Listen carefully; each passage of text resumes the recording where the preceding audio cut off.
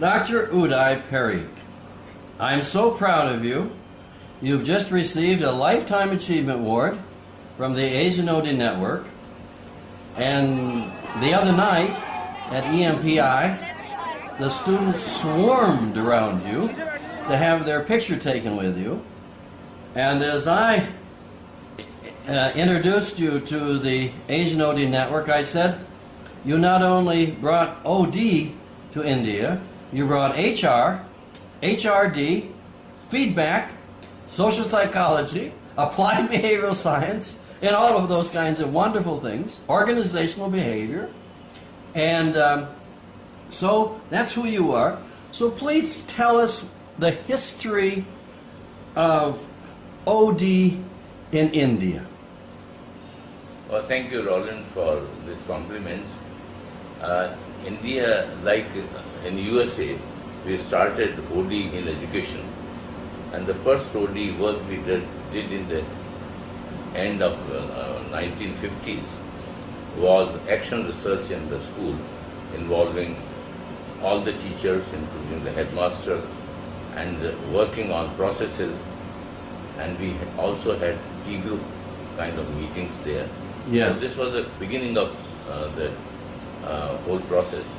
In the meantime, Max Corey, who was at that time Dean of the, he had retired actually, Dean of the Teachers College of Columbia University, had come to India. And he is very well known, and his book, Action Research in Education, was very well known at that time. And he helped us. There were tea groups in his house in early 60s. And then he recommended, and I went to USA in 1961 to the NTL, where I got my training. And as a part of that, I was in the interns program. Ed Shine was my facilitator in that program. And after that, they made me the member of the NTL. And next year of that, they elected me to be the fellow of the NTL. Since then, fellowship has been terminated. I mean, there's no fellowship anymore. Right. And you were probably the first Asian. I was the first Asian to be Yes. to be there. After coming back here, in the meantime, Warren Bennis had come here after McGregor in the Indian Institute of Management, Calcutta, and they started a lot of good work, and he sent people to MIT for further training, and then to the NTL. So we had several people who went from the Calcutta in NTL. That is how in Calcutta it started. In the meantime, while we were working in Delhi in late 50s and early 60s, in Mysore, Rolf Linton was working there. He was from the Tavistock tradition, trained in London, and he was running some programs. So I think this is simultaneous development of a few branches of OD kind of work. And after that we had large-scale OD work, especially in the public sector. And the credit of that goes to my late friend, Nitish J, who did a lot of good OD work in most of the major industries, including the government and several government systems. I think this is what the origin is of OD.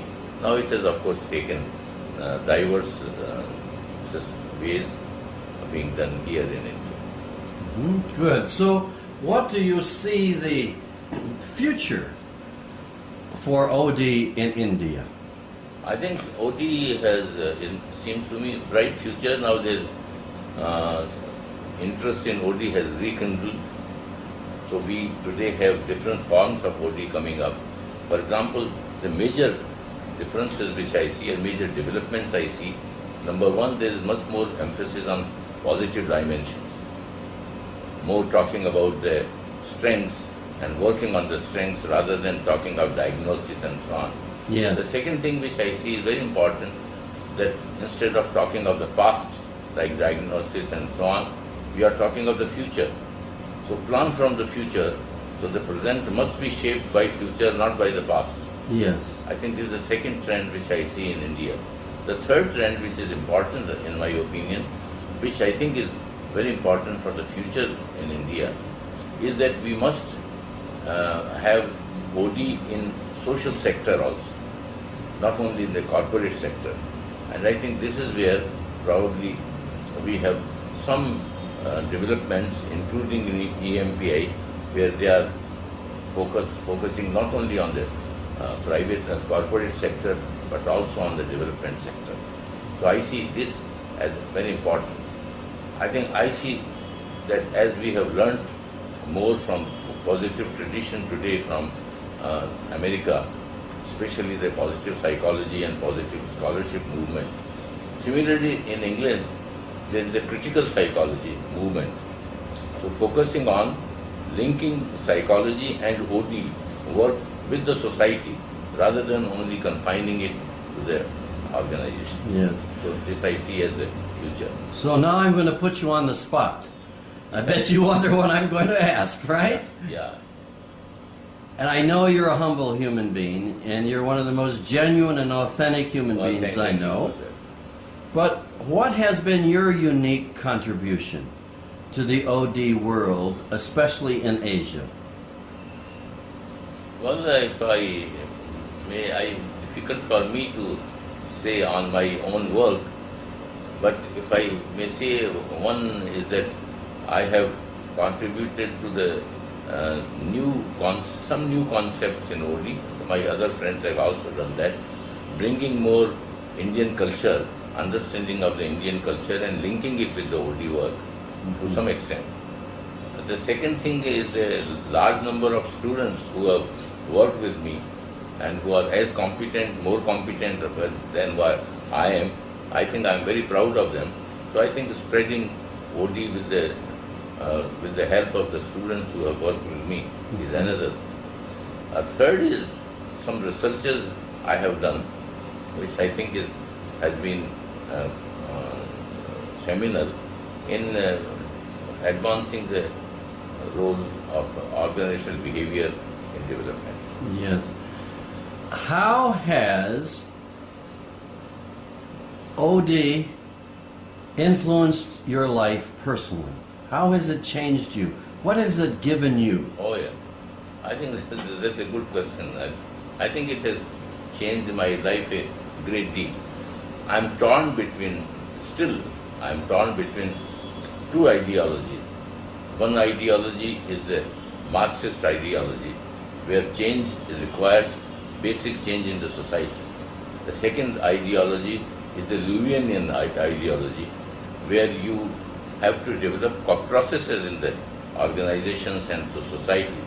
So my interest is how can we build more and more social processes which will help us to transform the society, but at the same time bring about some basic changes which are required to redistribute power in the society. I think this has been my interest. So the influence which OD has on me is towards more process competence and use of process competence for making changes possible.